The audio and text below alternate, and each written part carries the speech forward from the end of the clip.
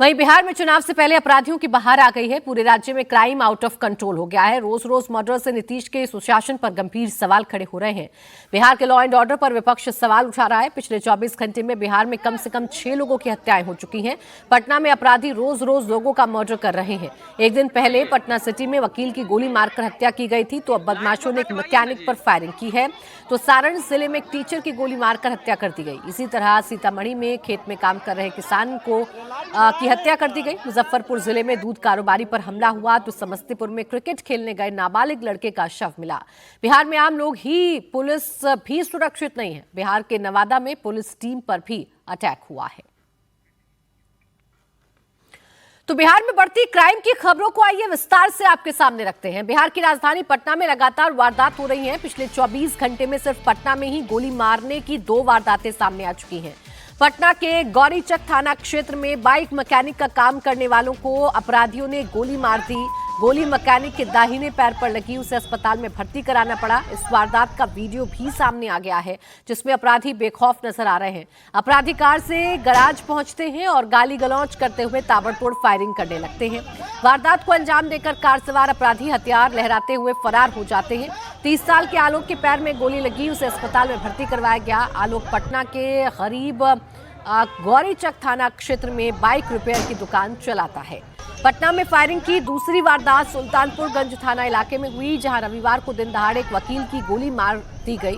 गोली लगने से जितेंद्र कुमार नाम के वकील की मौत हो गई। हैरानी की बात यह है कि जितेंद्र कुमार की हत्या सुल्तानगंज थाने से सिर्फ 300 मीटर की दूरी पर की गई और अपराधी आराम से हथियार लहराते हुए मौके से फरार भी हो गए। जितेंद्र कुमार को पीएमसीएच ले जाया गया, लेकिन उन्हें बचाया नहीं जा सका। पुलिस के मुताबिक मैकेनिक को पैसे के लेन देन के विवाद में गोली मारी गई है।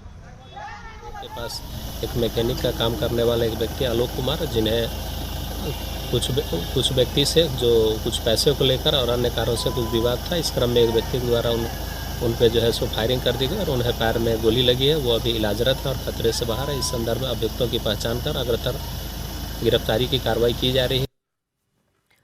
बिहार में पिछले 24 घंटे में मर्डर की 6 वारदात हुई हैं, तो पटना में पिछले 10 दिनों में 7 लोगों की हत्याएं हो चुकी हैं। इनमें पटना के प्रमुख व्यवसायी गोपाल खेमका मर्डर केस भी शामिल है। गोपाल खेमका की हत्या के 2 दिन बाद ही दानापुर से स्कूल संचालक की गोली मारकर हत्या कर दी गई थी। उसके बाद लगभग रोज पटना में किसी न किसी का मर्डर हो रहा है। एक दिन पहले ही पटना में बीजेपी नेता की गोली मारकर हत्या की गई थी। साथ ही पटना सिटी में एक वकील की दिन दहाड़े हत्या कर दी गई थी। पटना की तरह सीतामढ़ी में भी अपराधी बेखौफ नजर आ रहे हैं। यहां 24 घंटे में हत्या की 2 वारदातें हो चुकी हैं। लेटेस्ट मामला डुमरा इलाके का है, जहां खेत में काम करने के दौरान राघव शाह नाम के किसान की चाकू मारकर हत्या कर दी गई। हत्या रात में की गई। सुबह हत्या की खबर फैलते ही परिवार में मातम छा गया। पूरे गांव में हड़कंप मच गया। घर वालों का दावा है कि उनकी किसी से कोई दुश्मनी नहीं थी, लेकिन पुलिस हत्या के पीछे जमीन के विवाद को वजह बता रही है। मेरे पापा यहाँ पे खेत पटाने के लिए आए थे। कल घर बहुत अच्छा था, सच की बात भी किए थे। मेरा छोटा वाला भाई यहाँ पे खाना लेके आया। पापा के लिए खाना लेके 10 बजे रात में यहाँ से गए। यहाँ पर मेरे पापा अकेले नहीं सोते थे। एक और अंकल है ना, वो वीरेंद्र अंकल, वो चलो हम भी सोते हैं। गेला था सोने के लिए, फिर आ रहे सुबह में कॉल जा रहे कि पापा को कोई मार दिया। जो उनके साथ सोया था ना, वो है ही नहीं। वहाँ से कुछ भी गायब नहीं है, न फोन, न पावर बैंक, न हनुमानी कुछ भी गायब नहीं है। सब चीज उसी तरह है। बस मेरे पापा को मार के वो चला गया। कोई पुराना दुश्मनी था? मेरे पापा के किसी से कोई दुश्मनी नहीं है। पूरा गांव में से पूछ लीजिए, मेरे पापा के किसी। राघव कुमार साहब मुन्ना, इनका मर्डर कर दिया गया है और इसमें जो भी हो गए उनको बख्शा नहीं जाएगा। अभी जो प्राथमिक स्तर पर कुछ ज़मीन का एंगल आ रहा है, उस पर हम लोग काम कर रहे हैं। 12 घंटा में 2 मर्डर केस आया, इस पर आप क्या कहना चाहेंगे जिला में? देखिए, घटनाएं मैक्सिमम जो है ज़मीन के विवाद से जुड़ी आ रही हैं। तो ज़मीन के एंगल है बिहार में हर जगह हो रही है। तो हम लोग उसमें, हमारा पुलिस का काम है कि अनुसंधान, और इसमें जो भी इसमें जो होंगे संलिप्त पाए जाएंगे उन पर कड़ी कार्रवाई, कानून के तहत कार्रवाई होगी। इसके एक दिन पहले सीतामढ़ी में कारोबारी पट्टू खान की गोली मारकर हत्या कर दी गई थी। पट्टू खान को बीच शहर गोली मारी गई थी।